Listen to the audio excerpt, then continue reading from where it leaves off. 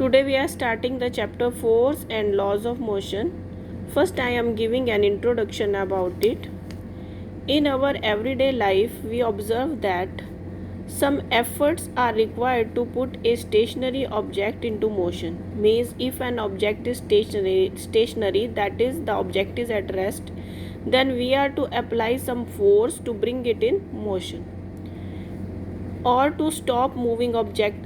And if a body is already moving, then also we have to put some force on it to bring it at rest.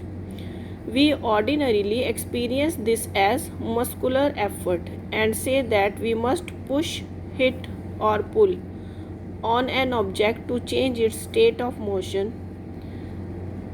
The concept of force is based on this push, hit and pull. See, it will be more clear from this.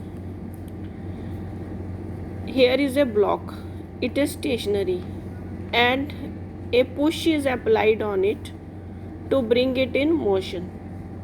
Or otherwise, here is a block and we are to pull it to bring it in motion where before it was stationary.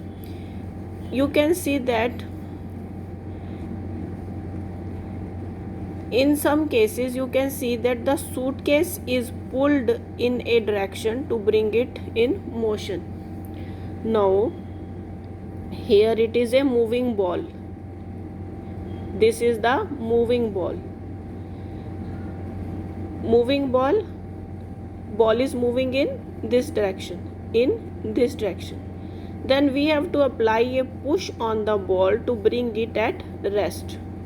Push in opposite direction is required to bring the ball at rest or stationary.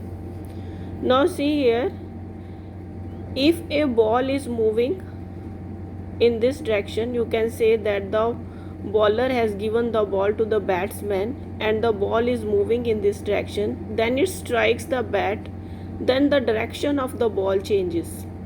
Means this bat has hit the ball to change the direction of the ball.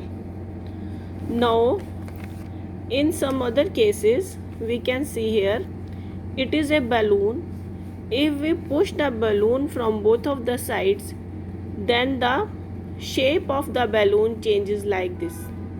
Now what is the conclusion that we get from here? What is force? Any action which causes pull